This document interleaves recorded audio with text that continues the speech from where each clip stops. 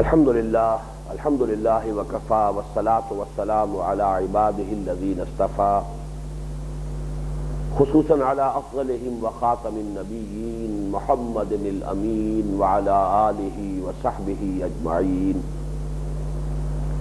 اما بعد فاعوذ باللہ من الشیطان الرجیم بسم اللہ الرحمن الرحیم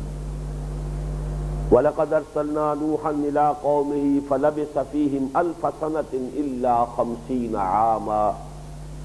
فَأَخَذَهُمُ الطُّوفَانُ وَهُمْ ظَالِمُونَ فَأَنجَيْنَاهُ وَأَصْحَابَ السَّفِينَةِ وَجَعَلْنَاهَا آيَةً لِّلْعَالَمِينَ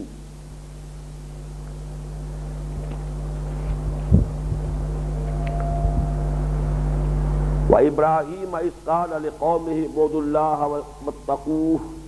ذالکم خیر لکم ان کنتم تعلمون انما تعبدون من دون اللہ اوثانا وتخلقون افکا ان الذین تعبدون من دون اللہ لا یملکون لکم رزقا فابتغوا عند اللہ الرزق واعبدوہ واشکروا لہ الیہ ترجعون الی قولہ تعالی فما كان جواب قومه إلا أن قالوا اقتلوه أو حرقوه فأنجاه الله من النار إن في ذلك لآيات لقوم يؤمنون وقال إنما اتخذتم من دون الله أوثانا مودة بينكم في الحياة الدنيا ثم يوم القيامة يكفر بعضكم ببعض ويلعن بعضكم بعضا ومأواكم النار وما لكم من ناصرين صدق الله العظيم رب اشرح لي صدري ويسر لي أمري واحلل عقدة من لساني يفقهوا قولي اللهم ربنا ألهمنا رشدنا وأعذنا من شرور أنفسنا اللهم أرنا الحق حقا وارزقنا اتباعه وأرنا الباطل باطلا وارزقنا اجتنابه آمين يا رب العالمين اور ہم نے بھیجا نوح کو ان کی قوم کی طرف تو رہے وہ ان کے مابین 1000 برس سے 50 برس کم تو آ پکڑا انہیں طوفان نے اور وہ ظلم کرنے والے تھے شرک میں مبتلا تھے تو بچا لیا ہم نے انہیں بھی اور کشتی والوں کو اور بنا دیا ہم نے اسے ایک نشانی تمام جہان والوں کے لیے اور ہم نے بھیجا ابراہیم کو جبکہ کہا اس نے اپنی قوم سے بندگی کرو اللہ کی اور تقوی اختیار کرو اسی کا یہی تمہارے لیے بہتر ہے اگر تم علم رکھتے ہو اللہ کے سوا جنہیں بھی تم پوج رہے ہو وہ بت ہیں اور یہ تمہاری گھڑی ہوئی باتیں ہیں یقیناً جنہیں بھی تم پوج رہے ہو اللہ کے سوا وہ تمہارے لیے نہ رزق کا اختیار رکھتے ہیں بس رزق تلاش کرو اللہ ہی کے ہاں بندگی کرو اسی کی اور شکر کرو اسی کا اور اسی کی جانب تمہیں لوٹائے دیا جائے گا اس کے بعد 2 آیات میں نے مزید پڑھی ہیں فما كان جواب قومه الا ان قالوا اقتلوه او حرقوه تو نہیں تھا کوئی جواب ان کی قوم کا مگر صرف یہ کہ اسے قتل کر دو یا اسے جلا دو تو ہم نے بچا لیا اسے آگ سے یقیناً اس میں نشانیاں ہیں ان لوگوں کے لیے جو ایمان رکھتے ہیں اور انہوں نے کہا تھا اپنی قوم سے انما اتخذتم من دون اللہ اوثانا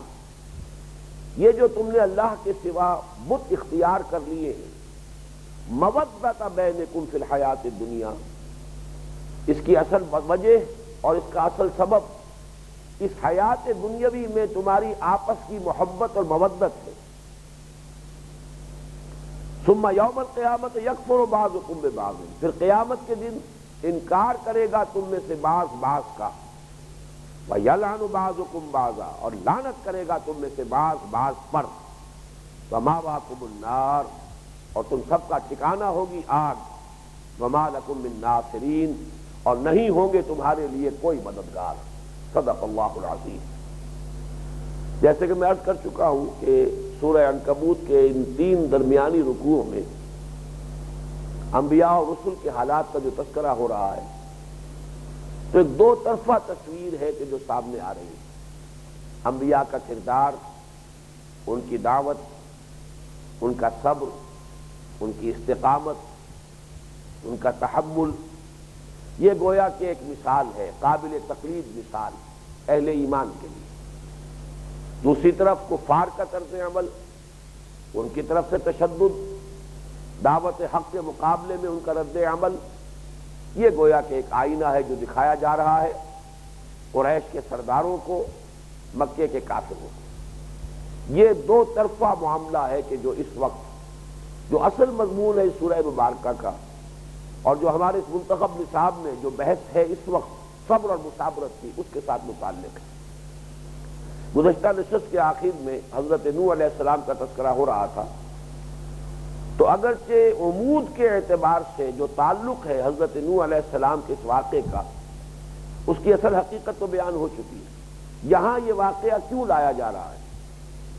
یہ بات انبیاء اور رسل کے جو حالات و واقعات قرآن میں آئے ہیں ان کے بارے میں اصولی طور پر جان لیجیے کہ ان میں تاریخ کا بیان کرنا اصل مقصد نہیں ہے۔ یہی وجہ ہے کہ ایسا نہیں ہوا ہے کہ حضرت نوح کا ذکر ایک جگہ تفصیل سے آ گیا ہو۔ قرآن مجید کی 114 آیتوں میں سے 28 آیتوں میں حضرت نوح کا ذکر ہے، کہیں تفصیل سے، کہیں اجمالاً، کہیں ایک پہلو، کہیں دوسرا پہلو، اور وہ در حقیقت جس صورت میں وہ تذکرہ آیا ہے اس کے عمود کے ساتھ متعلق ہے۔ اس صورت کا جو اصل مضمون ہے، اس کا جو عمود ہے، اس کا جو مین تھیم ہے، اس سے حضرت نوح علیہ السلام کے حالات میں سے جو پہلو متعلق ہے اس کو نمایاں کیا گیا۔ 2 صورتیں خاص طور پر وہ ہیں کہ جن میں تفصیل آئی ہے۔ ایک تو سورہ نوح ہے، 2 رکوعوں پر مشتمل، اس کا تو نام ہی سورہ مبارکہ کا سورہ نوح ہے، اور سورہ ہود میں بھی 2 رکوع، باقی کئی صورتوں میں ایک رکوع ہے حضرت نوح علیہ السلام کے حالات پر مشتمل، اور بقیہ میں پھر چند آیات۔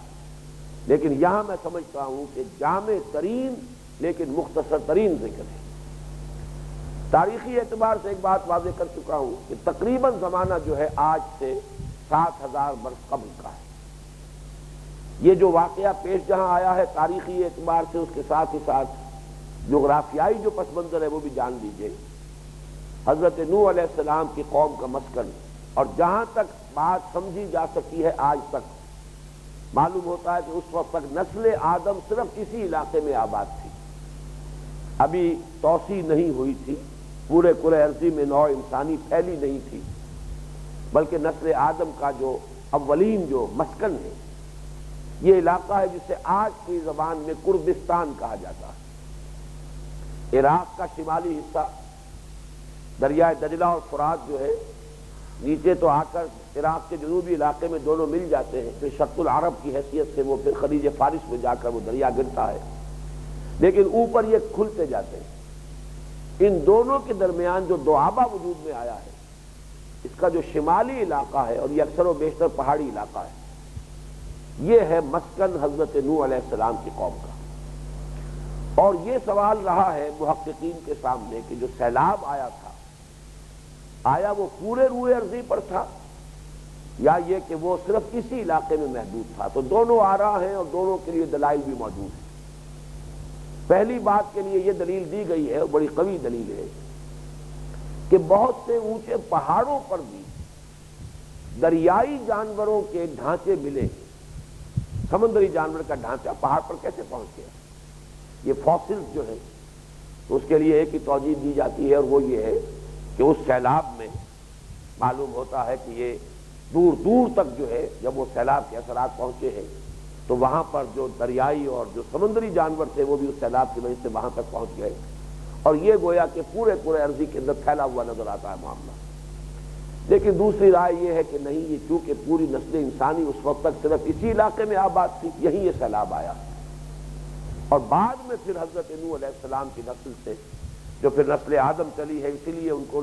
آدم ثانی کہا گیا ہے۔ ان کے 3 بیٹے، تورات کی روایت یہی ہے،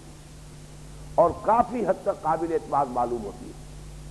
کہ نسل انسانی جو ہے پھر حضرت نوح علیہ السلام کے 3 بیٹوں سے چلی ہے، حضرت سام، حضرت حام، حضرت یافس، اور پھر یہاں ہی سے در حقیقت یہ مختلف علاقوں میں لوگ جا کر آباد ہوئے۔ واللہ عالم۔ ایچ جی ویلز نے ایک تعبیر کی ہے، اس کا کہنا یہ ہے کہ یہ سیلاب جو آیا اس کا جو سبب ہے وہ یہ تھا کہ میڈیٹرینین جو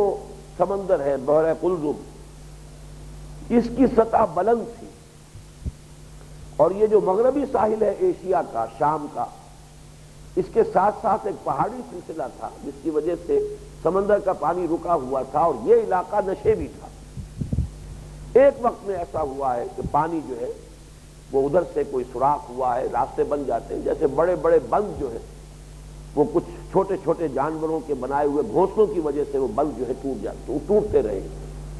اس لیے کہ پانی تو اسے ذرا سا بھی راستہ مل جائے نکلنے کا تو پھر تو ظاہر بات ہے کہ وہ اپنا راستہ بڑھاتا خود رہتا ہے۔ تو یہ ایک توجیہ کی ہے جی ویلز نے اپنی تاریخ میں، اور اس نے بھی مانا ہے کہ اس کے آثار موجود ہیں۔ جو علم طبقات الارض کے ماہرین ہیں وہ بھی تسلیم کرتے ہیں کہ بہت بڑے علاقے پر ایک بہت عظیم سیلاب آیا، تو وہ سیلاب ہے کہ جس سے اس پوری قوم کو اللہ نے تباہ کیا۔ وَلَقَدْ أَرْسَلْنَا نُوحًا إِلَىٰ قَوْمِهِ فَلَبِثَ فِيهِمْ أَلْفَ سَنَةٍ إِلَّا 50 عَامًا فَأَخَذَهُمُ الطُّوفَانُ وَهُمْ ظَالِمُونَ۔ اللہ نے انہیں ہلاک کیا، اس لیے کیا کہ وہ سب کے سب بحیثیت مجموعی ظلم کرنے والے، کفر اور شرک پر اڑ جانے والے۔ فَأَنجَيْنَاهُ وَأَصْحَابَ السَّفِينَةِ، ہم نے نجات دی۔ اب یہاں ہے کہ جو دلجوئی والا پہلو ہے اہل ایمان کے لیے کہ گھبراؤ نہیں، حق و باطل کی یہ کشمکش بالآخر جو ہے منتج ہوگی حق کی فتح پر، اللہ کی نصرت آئے گی۔ یہ امتحانی وقفہ ہے تمہارا، تمہیں آزما رہے ہیں، نہ صرف آزمائش مطلوب ہے، تمہاری تربیت مطلوب ہے۔ ان سختیوں سے گزرو گے، ان بھٹیوں سے گزرو گے تو زر خالص بن کر نکلو گے، اسی سے تمہاری تربیت کا سامان ہو رہا ہے۔ لیکن یہ ہے کہ بالآخر اللہ نے حضرت نوح کو بچایا یا نہیں بچایا،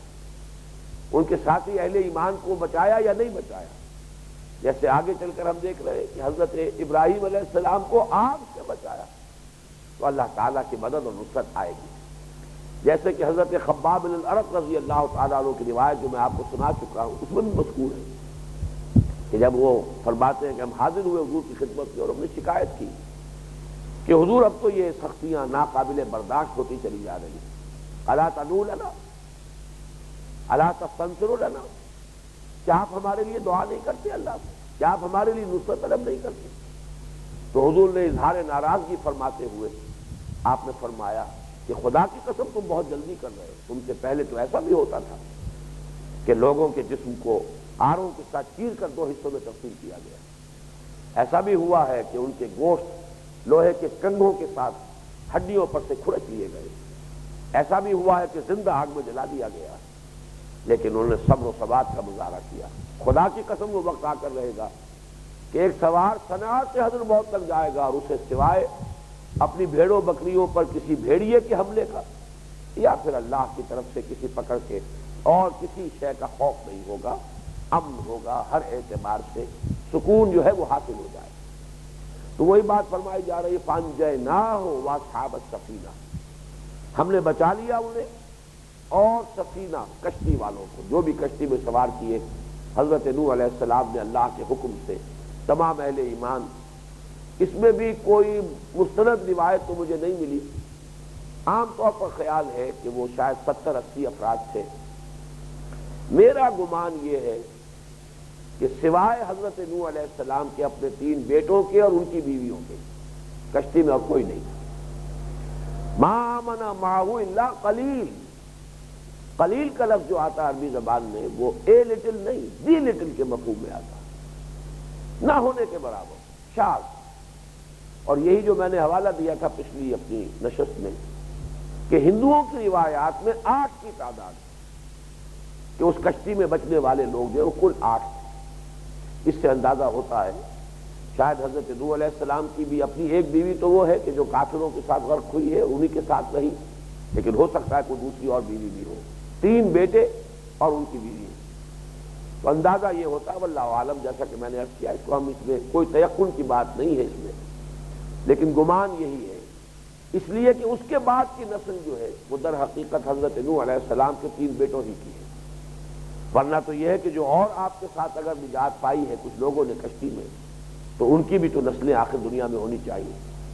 تورات میں جو تفصیل ہمیں ملتی ہے، اور یہ میں عرض کر چکا ہوں کہ جو چیزیں قرآن مجید کے بیان سے نہ ٹکرا رہی ہوں تورات کی، ان کو قبول کرنے میں کوئی معنی نہیں ہے، کوئی حرج نہیں۔ فرمایا وَجَعَلْنَاهَا آیَةً لِلْعَالَمِينَ، اور ہم نے بنا دیا اس کو ایک نشانی تمام جہان والوں کے لیے۔ جعلناها، ہا کی ضمیر کے بارے میں ایک رائے تو یہ ہے کہ اس سے مراد ہے پورا واقعہ، یہ پوری سرگزشت، اس کو ہم نے ایک نشانی بنا دیا۔ اس اعتبار سے جو بات میں کر چکا ہوں کہ اسی میں سبق مضمر ہے اہل ایمان کے لیے بھی صبر و ثبات کا،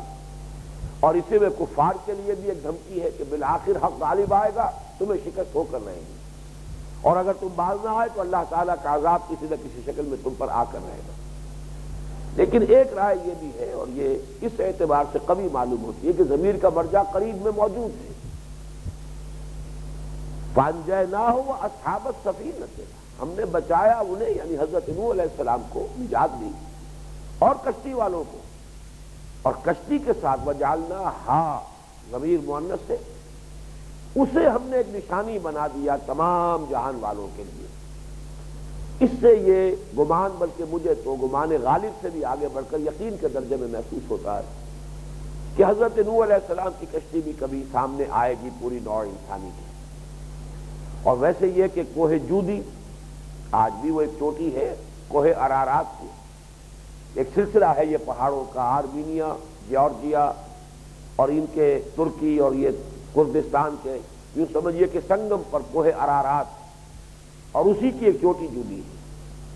لیکن وہ اتنی بلند ہے اور ہر طرف سے راستے اتنے مسدود ہیں، اور مسلمانوں کو یہ توفیق نہیں ہے کہ اس کے لیے کوئی اسپیشل ایکسپیڈیشن کا اہتمام کریں۔ ظاہر بات ہے کہ دوسروں کو اس کی کوئی احتیاج نہیں ہے، لیکن بعض پائلٹس نے کچھ خبر دی ہے اس طرح کی کہ انہیں دوران پرواز محسوس ہوا ہے کہ چوٹی پر کوئی شے کشتی نما موجود ہے، لیکن قرآن مجید کا بیان جو ہے اس کی بنا پر میں سمجھتا ہوں کہ وہ بھی کبھی نہ کبھی سامنے آئے گی، اور قرآن مجید کے اس پورے بیان، قرآن ہی نہیں تورات دونوں کی صداقت کا گویا کہ وہ منہ بولتا ثبوت بنے گی۔ بہرحال یہ داستان پہلی ہے مختصر ترین کہ جو انبیاء اور رسل کے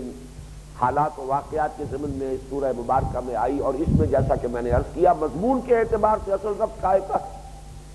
کہ صبر و ثبات، یہ موج پریشاں خاطر کو پیغام لبے ساحل نے دیا، ہے دور مثال بحر ابھی تو موجوں میں گھبرا بھی گئی، ابھی تو تمہیں تو ہے مسلمانوں چند سال ہوئے، ذرا تصور کرو ہمارے بندے نوح کا کیسے 950 برس ان کے بیتے، اور اگر وہ روایت صحیح ہے تورات کی 600 برس تو کم سے کم ہوئے، یا ان میں سے اگر 40-50 برس نکال دیجئے وحی کے آغاز سے قبل کے، تو 550 برس اللہ کا ایک بندہ دعوت دیے چلا جا رہا ہے، استہزاء ہے، تمسخر ہے، مذاق اڑ رہا ہے، فتنے چست کیے جا رہے ہیں۔ اگرچہ قرآن مجید سے کہیں حضرت نوح علیہ السلام کے خلاف کسی جسمانی تعذیب کا کوئی تذکرہ ہمیں نہیں ملتا، اور غالباً اس کی نوبت اس لیے نہیں آئی کہ ایمان لانے والے ہی معدود چند تھے، تو اس وقت کے جو سردار تھے اس قوم کے، ان کو کوئی خطرہ محسوس نہیں ہوا۔ یہ تو اصل میں جو وائلنٹ اور جو تشدد کا معاملہ ہوتا ہے وہ تو اس وقت جب کہ محسوس ہو کہ اب کوئی خطرہ ہے، ہمارے اقتدار کو کوئی خطرہ لاحق ہو گیا ہے، کوئی چیلنج بن کر کوئی دعوت تحریک جو ہے ہمارے سامنے آ گئی، ورنہ اس وقت تک تو زبانی کلامی، وہی تہذیب، وہی ایذا جو زبان سے ہو وہی ہوتی ہے جو حضور صلی اللہ علیہ وسلم پر 3 برس تک ہوئی۔ فزیکل جو اسالٹ شروع ہوئی ہے اور جسمانی تعذیب جو شروع ہوئی ہے 4تھے برس، اور وہ بھی اس وقت جب کہ انہوں نے محسوس کیا کہ ہمارے نوجوانوں کے طبقے میں اور ہمارے غلاموں کے طبقے میں یہ دعوت پہنچ رہی ہے، یہ تو گویا کہ یوں سمجھیے کہ بارود گھر ہے، اگر یہاں یہ دعوت قدم جما لے تو ہمارا پورا یہ نظام جو ہے ایکسپلوڈ ہو جائے گا۔ تب پھر وہ مسئلہ جو ہے تعذیب المسلمین اور پرسیکیوشن کا شروع ہوا ہے۔ اب دوسری داستان جو ہے اس کے بعد وہ حضرت ابراہیم علیہ السلام کی ہے، اور یہاں پر اگرچہ زیادہ تفصیل کے ساتھ آئی ہے، لیکن میں نے اس کی صرف 4 آیات کا انتخاب کیا ہے، 2 شروع کی اور 2 جہاں یہ سلسلہ ختم ہوتا ہے حضرت ابراہیم علیہ السلام کے تذکرے کا۔ آغاز ہو رہا ہے وَإِبْرَاهِيمَ، منصوب اس لیے ہے کہ یہاں بھی ارسلنا محذوف مانا جائے گا، وَأَرْسَلْنَا إِبْرَاهِيمَ، اور ہم نے ابراہیم کو بھی بھیجا۔ اِذْ قَالَ لِقَوْمِهِ اعْبُدُوا اللَّهَ وَاتَّقُوهُ، جبکہ انہوں نے کہا اور دعوت دی اپنی قوم کو اللہ کی بندگی کرو، اس کا تقوی اختیار کرو۔ وہی دعوت جو محمد الرسول اللہ صلی اللہ علیہ وسلم آج اہل مکہ تمہیں دے رہے ہیں، وہی دعوت ہے کہ جو حضرت ابراہیم نے، جو تمہارے بھی جد امجد ہیں، انہوں نے اپنی قوم کو دی تھی۔ ذالکم خیر لکم ان کنتم تعلمون، یہی تمہارے لیے بہتر ہے اگر تم صاحب علم ہو، تمہیں کچھ علم حاصل ہے۔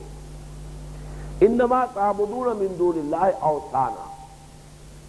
یہ جنہیں تم پوج رہے ہو، ان بتوں کو جنہیں اللہ کے سوا تم نے اپنا معبود بنا لیا ہے۔ وَتَخْلُقُونَ إِفْكًا، یہ خلق تم خود تخلیق کر رہے ہو، افک ایک گھڑی ہوئی بات، یہی بات ہے جو مختلف اسلوبوں میں آئی ہے۔ ان ہی الا اسماء سمیتموها انتم وآباؤکم، یہ کچھ نام ہیں جو تم نے رکھ لیے ہیں، تم نے تمہارے آباء و اجداد نے، یہ تمہارے من گھڑت خیالات ہیں، من گھڑت عقائد ہیں، کوئی دلیل نہیں، کوئی سند نہیں، کوئی بنیاد نہیں۔ تخلقون افکا، افک تراش رہے ہو، بنا رہے ہو، گھڑ رہے ہو، یہ جھوٹ ہے جو تم نے گھڑ لیے۔ ان الذین تعبدون من دون اللہ لا یملکون لکم رزقا، اچھی طرح سمجھ لو، جنہیں تم اللہ کے سوا پوج رہے ہو، کوئی اختیار نہیں رکھتے تمہارے لیے رزق کا۔ فابتغوا عند اللہ الرزق واعبدوہ واشکروا لہ، بس اللہ ہی کے پاس تلاش کرو رزق، اسی سے طلب کرو، اسی سے مانگو، اسی سے دعا کرو اور اسی کی بندگی کرو، اسی کا شکر کرو۔ وَإِلَيْهِ تُرْجَعُونَ، اور اسی کی طرف تمہیں لوٹ جانا ہے۔ إِلَىٰ قَوْلِهِ تَعَالَىٰ، اب بات لمبی ہے، اس کو یہاں میں مختصر کر رہا ہوں۔ جواب کیا تھا؟ فَمَا كَانَ جَوَابَ قَوْمِهِ إِلَّا أَنْ قَالُوا اقْتُلُوهُ أَوْ حَرِّقُوهُ، تو نہیں تھا کوئی جواب اس کی قوم کا سوائے اس کے کہ انہوں نے کہا قتل کر دو اسے یا جلا دو اسے۔ گویا کہ جب ان کے دلائل، ان کے براہین، ان کی دعوت جو عقل کو اپیل کر رہی تھی، ان کی بات جو دلوں میں گھر کر رہی تھی، اس کا جو رد عمل ہوا ہے قوم کی طرف سے، وہ مخالفت اور تشدد اور تعذیب اور ایذا جو آج اے قریش تم کر رہے ہو مسلمانوں کے معاملے میں، وہی طرز عمل تھا اس قوم کے جبابرہ کا اور اس قوم کے فرائنہ کا اور اس قوم کے نماردہ کا، جو وہاں کے بڑے لوگ تھے، جو وہاں کے لیڈر تھے۔ انہوں نے کہا اقتلوہ او حرقوہ، قتل کر دو اس کو یا جلا دو زندہ آدمی۔ اس کا قرآن مجید میں دوسرے مقامات پر تفصیل سے تذکرہ ہے کہ اللہ تعالیٰ نے حضرت ابراہیم علیہ السلام کو ڈالا گیا ہے آگ میں۔ قلنا یا نار کونی بردن وسلام علی ابراہیم، اللہ کا حکم، ہم نے کہا کہ اے آگ ٹھنڈی ہو جا اور ابراہیم کے حق میں سلامتی بن۔ فانجاہ اللہ من النار، تو اللہ نے نجات دی اسے آگ سے۔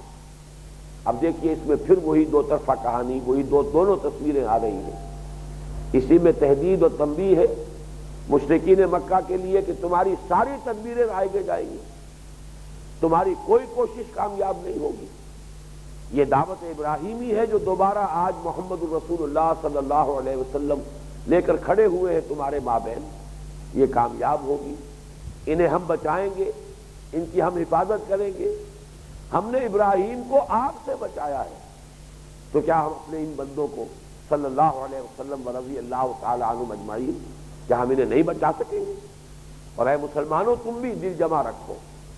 خاطر جمع رکھو، تم بھی مطمئن رہو۔ یہ امتحان، یہ آزمائش، یہ ابتلا، یہ خود ہماری مشیت اور ہماری حکمت کے تابع ہے۔ اس میں بہتری ہے، اسی میں فائدہ ہے۔ ہمارے اذن سے ہو رہا ہے جو کچھ ہو رہا ہے۔ ابو جہل بھی اگر مار رہا ہے تو ہمارے اذن کے بغیر نہیں مار سکتا۔ اس لیے جیسا کہ میں عرض کر چکا ہوں، فتنے کی نسبتیں کی گئی ہیں۔ وَلَقَدْ فَتَنَّا الَّذِينَ مِن قَبْلِهِمْ، یہ فتنہ یا آزمائش یا امتحان ہماری طرف سے ہے۔ اور جعل فتنة الناس کعذاب اللہ، انہوں نے لوگوں کی طرف سے آنے والے فتنے کو اللہ تعالیٰ کا عذاب سمجھ لیا ہے، اس طرح گھبرا گئے جیسے اللہ کے عذاب سے گھبرانا چاہیے۔ تو گویا کہ فتنے جو ہے اس کے اندر دو نسبتیں ہو گئی، اصل امتحان لینے والا اللہ ہے، اس نے اذن دیا ہے ابو جہل کو، تبھی تو وہ مار رہا ہے، ورنہ ابو جہل کا ہاتھ شل ہو جاتا اس کوڑے کے ساتھ اور وہ کوڑا اٹھا کر مار نہ سکتا، نہ حضرت یاسر کو نہ حضرت سمیہ کو رضی اللہ تعالی عنہما۔ تو فرمایا یہ بھی ہمارے اذن سے، ہماری مشیت اور حکمت کے تابع ہے۔ ان فی ذلک لآیات لقوم یؤمنون، یہ ہے، اس میں ہے نشانیاں اہل ایمان کے لیے، مسلمانوں کے لیے اس میں سبق ہے، ان کے صبر و ثبات کے لیے، ان کے استقامت کے لیے، ان کے استقلال کے لیے، ان کی اللہ کی نصرت پر کا یقین رکھنے پر، ان تمام چیزوں کے لیے اس میں مواد موجود ہے، اس میں سامان ہے ان کے صبر و ثبات کا۔ اگلی آیت جو ہے یہ اس اعتبار سے بہت اہم ہے، اس کا معاملہ ایسا ہے کہ جو آج بھی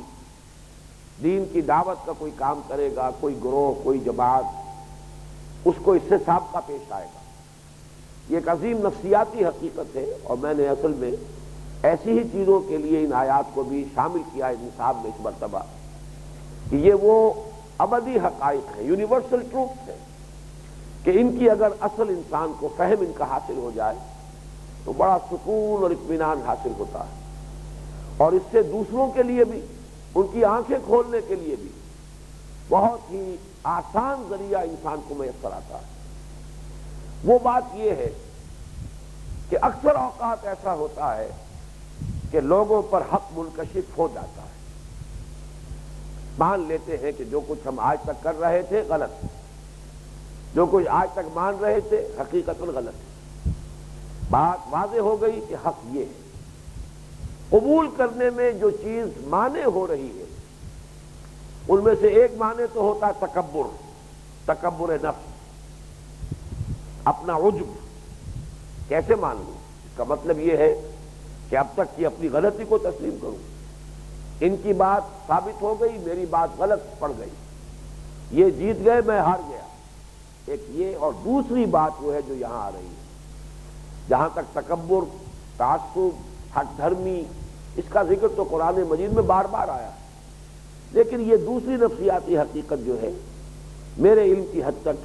جس طرح واضح ہو کر یہاں آئی ہے، کوئی دوسرا مقام میرے سامنے اس وقت نہیں ہے کہ قرآن مجید میں یہ موضوع وہاں بھی زیر بحث آیا۔ فرمایا وَقَالَ إِنَّمَا اتَّخَذْتُم مِّن دُونِ اللَّهِ أَوْثَانًا مَوَدَّةَ بَيْنِكُمْ فِي الْحَيَاةِ الدُّنْيَا۔ حضرت ابراہیم نے فرمایا کہ یہ جو تم نے اللہ کے سوا بت اختیار کیے ہوئے ہیں، تم اچھی طرح جان چکے ہو، میرے دلائل تمہارے دلوں میں گھر کر چکے ہیں، میں نے جس طور سے تمہاری آنکھیں کھولنا چاہی ہیں آنکھیں کھل گئی، اور اس کا ذکر قرآن مجید میں ایک دوسرے مقام پر موجود ہے۔ فَرَجَعُوا إِلَىٰ أَنفُسِهِمْ، حضرت ابراہیم علیہ السلام کی بات سن کر انہوں نے اپنے گریبانوں میں جھانکا، اپنے دلوں کو ٹٹولا، اپنی دروں بینی کی، رجعوا إِلَىٰ أَنفُسِهِمْ، اور انہوں نے سمجھ لیا کہ بات صحیح ہے، لیکن یہ کہ مانا نہیں، کیوں نہیں مانا؟ اس نہ ماننے کا سبب کیا ہے؟ مودۃ بینکم فی الحیات الدنیا، دنیا کا ایک نظام ہے، ہماری برادریاں ہیں، ہماری رشتہ داریاں ہیں، ہمارا معاشرہ ہے، ہماری دوستیاں ہیں، ہمارے کچھ لوگوں کے ساتھ تعلقات ہیں، یہ سارے بندھن، یہ دوستیاں، یہ محبتیں، یہ سب کے سب کیسے چھوڑ دیں؟ اگر آج ہم اس حق کو تسلیم کرتے ہیں تو کٹتے ہیں، ان سب سے علیحدہ ہونا پڑے گا۔ اس میں ایسا بھی ہو سکتا ہے کاروباری بھی معاملات ہوں، وہی حضرت خباب بن الارت رضی اللہ تعالی عنہ، ان کے بارے میں صراحت آتی ہے کہ سب سے پہلی سختی جو ان پر کی گئی وہ یہ تھی کہ قریش کے جن جن لوگوں نے ان سے کام کرائے ہوئے تھے، کیونکہ لوہار تھے پیشے کے اعتبار سے، سب نے ان کی اجرتیں روک لی، ہم تمہارا معاوضہ نہیں دیں گے، یا تو باز آ جاؤ، اس دین کو چھوڑ دو۔ یہ گویا کہ اس معاشرے کے اندر ان کے اوپر کتنے بڑے دباؤ کی بات ہے، اور ایک شخص کے لیے امتحان بن گیا، میری روزی کا ذریعہ ختم ہو رہا ہے، میرے لیے میرا کیریئر جو ہے وہ برباد ہوتا نظر آ رہا ہے۔ یہی امتحان اس شکل میں بھی آتا ہے، رشتہ داریاں، محبتیں، دوستیاں، اٹھنا بیٹھنا جن میں ہے، جن کے ساتھ ہنسی خوشی کا اشتراک رہا ہے، جن کے ساتھ کاروباری مراسم ہیں، جن کے ساتھ اپنے تجارتی تعلقات ہیں، کیسے ایک دم انسان سب سے تعلق منقطع کر لے، سب سے رشتہ کاٹ کر بیٹھ جائے؟ مودۃ بینکم فی الحیات الدنیا، یہ تمہارے مابین دنیا کی زندگی میں ایک مودت باہمی کا ذریعہ بنا ہوا ہے۔ اس مودت باہمی کے رشتے کو کاٹنے کے لیے تم تیار نہیں ہو۔ اصل حقیقت یہ ہے، ورنہ تم جان چکے ہو، حقیقت تم پر منکشف ہو چکی ہے۔ یہی بات اس سے پہلے رکوع میں بھی آ چکی ہے کہ اے مسلمانوں، تم کٹ ہی نہیں رہے ہو، جڑ بھی تو رہے ہو۔ والذین آمنوا وعملوا الصالحات لندخلنہم فی الصالحین، ایک نیا معاشرہ وجود میں آئے گا، ایک نئی برادری وجود میں آئے گی، نئی دوستیاں وجود میں آئیں گی، البتہ اسے بنتے بنتے وقت لگے گا، کٹنا پڑ رہا ہے فوراً، جیسے کہ ہوا ہے مکے میں، بیوی شوہر سے کٹ گئی، والدین سے اولاد کٹ گئی، بھائی بھائی سے جدا ہو گیا، یہ تو وہاں پہ اختلافات، تعلقات کا انقطاع وہ نقد ہو رہا ہے۔ ابھی وہ نیا معاشرہ، وہ نیا ایک یوں سمجھیے کہ برادری کا ایک نظام، وہ قائم ہونے میں وقت لگے گا، اور یہی جو وقت ہے یہی در حقیقت امتحان ہے۔ تو فرمایا وقالا، اور ابراہیم نے کہا انما اتخذتم من دون اللہ اوثانا مودۃ بینکم فی الحیات الدنیا، اس میں تمہارا اڑے رہ جانا، جمے رہ جانا اور دعوت حق کو قبول کرنے سے باز رہ جانا، اس کا اصل سبب جو ہے یہ رشتہ داریاں، یہ محبتیں، یہ تعلق، یہ علائق دنیاوی، یہ ہے کہ جو تمہارے پاؤں میں بیڑیاں بن کر پڑ گئی ہیں۔ ثم یوم القیامت یکفر بعضکم ببعض، پھر قیامت کے دن تم ایک دوسرے کا انکار کرو گے، وَيَلْعَنُ بَعْضُكُمْ بَعْضًا، اور ایک دوسرے پر لعنت کرو گے، تمہاری وجہ سے ہم برباد ہوئے، تمہارا لحاظ کر کے، تمہارے جذبات کا پاس کرتے ہوئے، تمہاری نصیحتوں کو قبول کرنے کے باعث، تمہارے مشوروں کی بنیاد پر ہم محروم رہ گئے۔ یلعن بعضکم بعضا، قرآن مجید میں بار بار آیا ہے کہ جہنم میں ایک دوسرے پر وہ لعنتیں کر رہے ہوں گے، ایک دوسرے کو کوس رہے ہوں گے کہ تمہاری وجہ سے ہم برباد ہوئے۔ وَمَأْوَاكُمُ النَّارُ وَمَا لَكُم مِّن نَّاصِرِينَ، اور تم سب کا ٹھکانہ آگ بنے گی اور کوئی تمہارے لیے مددگار نہیں ہوں گے۔ اب آئیے آخری حصہ،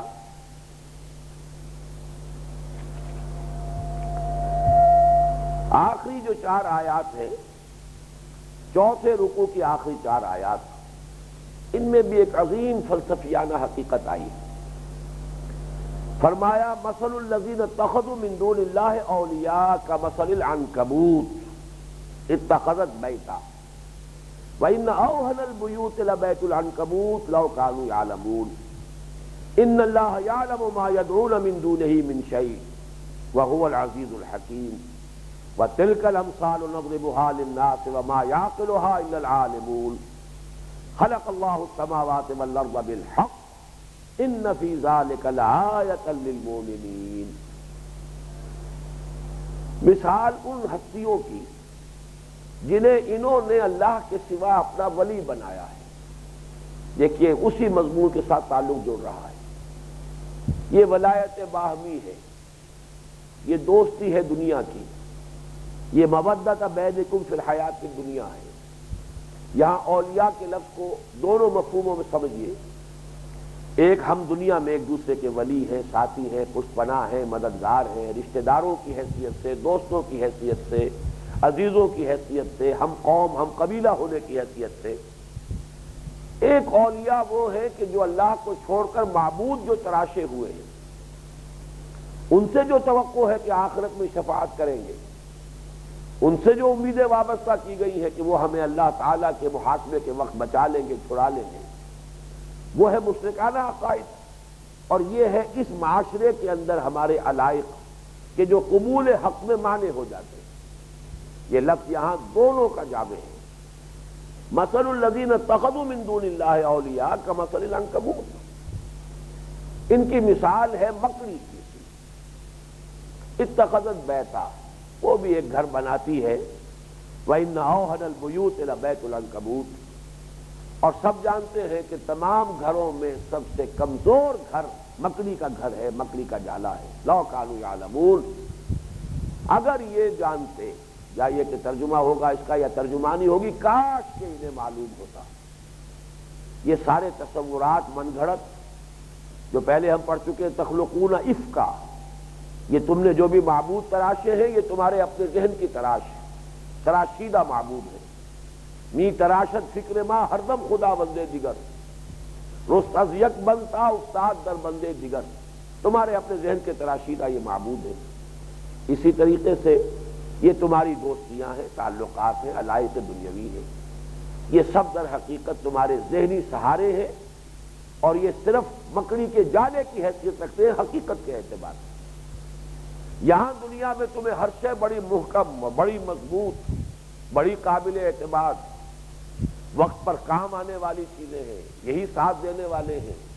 یہی آڑے وقت میں مدد دینے والے ہیں. لیکن حقیقت کے اعتبار سے ان اوہن البیوت لبیت العنکبوت، کوئی حقیقت نہیں. ومن نصر الا من عند اللہ. مدد اگر ہے تو صرف اللہ کی طرف سے، رزق ہے تو صرف اللہ کے پاس سے. وابتغوا عند اللہ الرزق. لیکن یہ کہ انسان اس کے باوجود کچھ نہ کچھ تراشتا ہے سہارے، چاہے وہ عقائد کے سہارے ہوں اور چاہے وہ دوستیوں اور مودۃ بینکم فی الحیات الدنیا کے سہارے، چاہے رشتہ داریوں کے سہارے. لو کانوا یعلمون. کاش کہ انہیں معلوم ہوتا. ان اللہ یعلم ما یدعون من دونہ من شیء. اللہ تعالیٰ خوب جانتا ہے یہ نہیں پکار رہے اللہ کے سوا کسی بھی شے کو، یعنی جنہیں پکار رہے ہیں ان کی کوئی حقیقت ہے ہی نہیں، ان کی کوئی حیثیت نہیں، یا تو وجود ہی نہیں،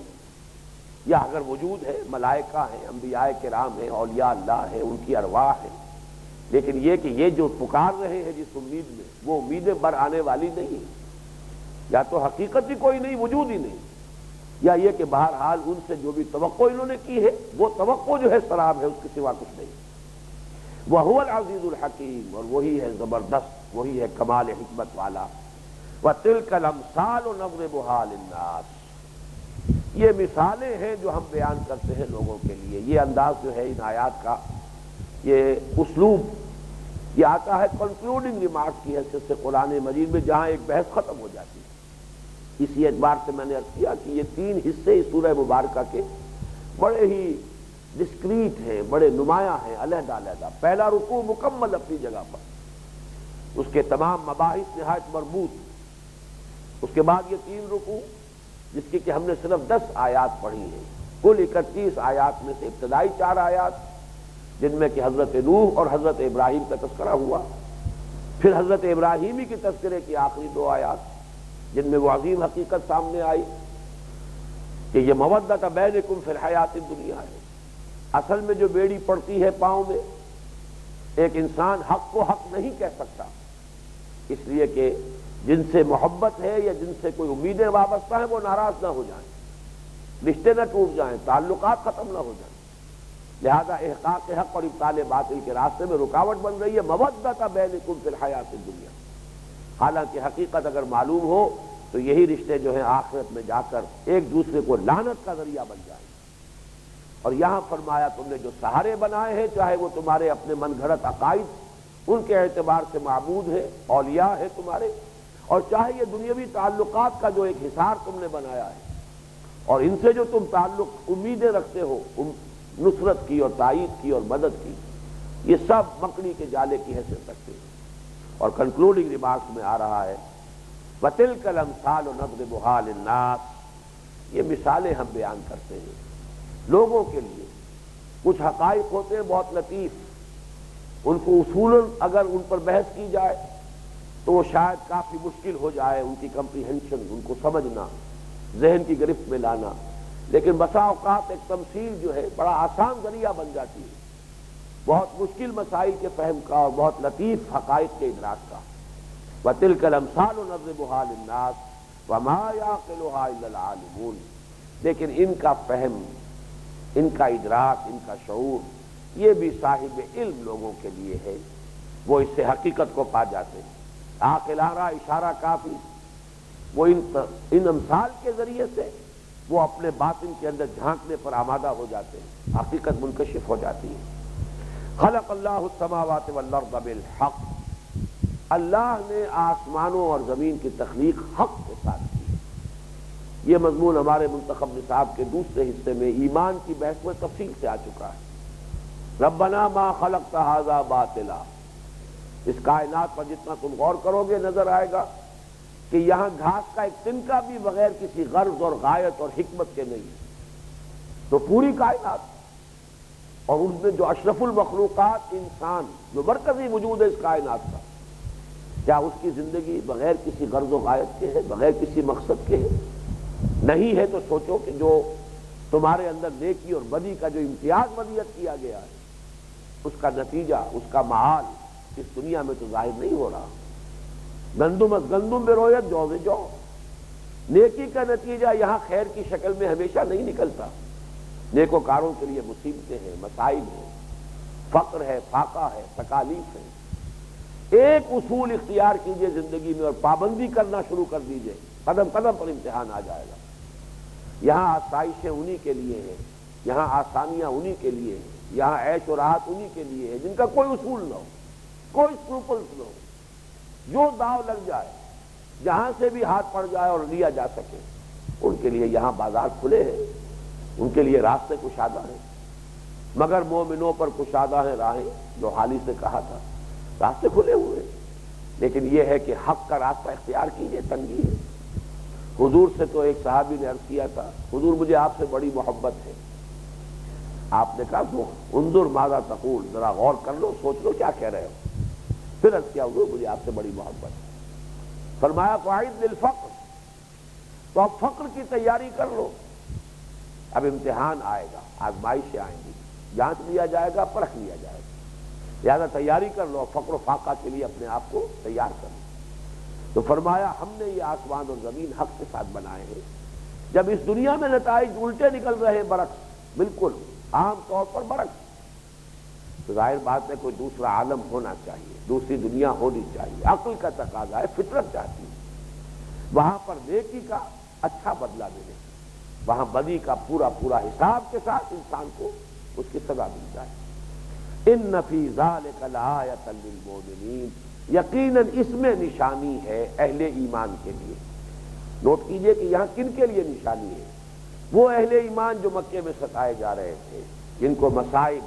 اور مشکلات کا سامنا تھا، تعذیب اور پرسیکیوشن شدید ترین اس سے سابقہ پیش آ رہا تھا، اس میں ان کے لیے نشانیاں ہیں، اس میں دل جوئی ہے، ان کے لیے تسلی کا سامان ہے، ان کی حوصلہ افزائی کا سامان ہے، ان کے لیے صبر و ثبات کے لیے سہارا ہے۔ تو یہ تمام حالات و واقعات، اس میں درمیان میں حضرت ہود کا ذکر بھی ہے، حضرت صالح کا ذکر ہے، حضرت موسیٰ علیہ السلام کا ذکر ہے، پھر یہ ذکر ہے کہ ان میں سے کچھ لوگ وہ ہیں فَكُلًّا أَخَذْنَا بِذَنبِهِ فَمِنْهُمْ مَنْ أَرْسَلْنَا عَلَيْهِ حَاصِبًا۔ یہ اپنے اپنے وقت میں بڑا دبدبہ تھا ان قوموں کا، وہ قوم ہود اور قوم صالح اور یہ آل فرعون، بڑا دبدبہ تھا، لیکن تمہیں معلوم ہے ہم نے ان سب کو پکڑا ان کے گناہوں کی پاداش میں۔ فَمِنْهُمْ مَنْ أَرْسَلْنَا عَلَيْهِ حَاصِبًا، ان میں وہ بھی تھے کہ جن پر ہم نے تیز آندھی، جن میں پتھر بھی تھے، کنکریاں تھیں کہ جنہوں نے بلٹس کا کام کیا ہے، ہم نے ان پر حاصب بھیج دی۔ وَمِنْهُمْ مَنْ أَخَذَتْهُ الصَّيْحَةُ، ان میں وہ بھی ہوئے جو زبردست چنگھاڑ سے ہلاک کر دیے گئے، ایک ایسی چیخ کہ جس سے موت واقع ہو گئی۔ وَمِنْهُمْ مَنْ خَسَفْنَا بِهِ الْأَرْضَ، ان میں وہ بھی ہے کہ جنہیں ہم نے زمین میں دھسا دیا۔ قارون اپنے محل کے ساتھ اور اپنے خزانوں کے ساتھ وہ زمین میں دھسا دیا گیا۔ وَمِنْهُمْ مَنْ أَغْرَقْنَا، ان میں سے وہ بھی ہیں جنہیں ہم نے غرق کیا۔ قوم نوح جو ہے وہ پوری کی پوری غرق کر دی گئی، اور آل فرعون اپنے گھروں سے نکال کر لائے گئے اور سمندر میں غرق کر دیے گئے۔ وما کان اللہ لیظلمہم، اور اللہ ان پر ظلم کرنے والا نہیں تھا، ولکن کانوا انفسہم یظلمون، بلکہ وہ تو خود اپنی جانوں پر ظلم کر رہے تھے، ان کے اپنے کرتوت تھے جو ان کے سامنے آئے۔ تو اے قریش کے سرداروں، یہ ہے تمہارے لیے وارننگ کہ تمہارے لیے بھی اگر تم اپنی اسی روش پر قائم رہے تو یہی روز بد تمہیں دیکھنا ہوگا۔ اور اے مسلمانوں تمہارے لیے سبق یہ ہے جیسے ہم نے بچایا اصحاب السفینہ کو، جیسے ہم نے بچایا حضرت ابراہیم کو، اسی طریقے سے اللہ تعالیٰ کی نصرت و تائید تمہیں حاصل ہوگی، حالات بدلیں گے، اور بھی دور فلک ہیں ابھی آنے والے، ناز اتنا نہ کریں ہم کو ستانے والے، مطمئن رہو حالات تبدیل ہو جائیں گے۔ ایک وقت آئے گا یہی قریش کے سردار یا تو وہ بدر کے میدان میں کھیت رہیں گے، اور یا یہ کہ کھڑے ہوں گے 10 رمضان مبارک سن 8 ہجری کے روز، کھڑے تھے حضور کے سامنے سر جھکائے ہوئے، سر نگوں، اور حضور نے کہا تھا کہ تمہارا کیا خیال ہے میں تمہارے ساتھ کیا طرز عمل اختیار کروں گا؟ بڑی لجاجت سے کہا کریم ابن کریم، آپ تو ایک بہت شریف النفس انسان ہیں اور شریف انسان کے بیٹے ہیں۔ تو آپ نے جواب دیا آج میں تم سے وہی کچھ کہہ رہا ہوں جو میرے بھائی یوسف نے کہا تھا اپنے بھائیوں سے، لا تثریب علیکم اليوم اذهبوا فانتم الطلقاء۔ وہ وقت بھی آ کر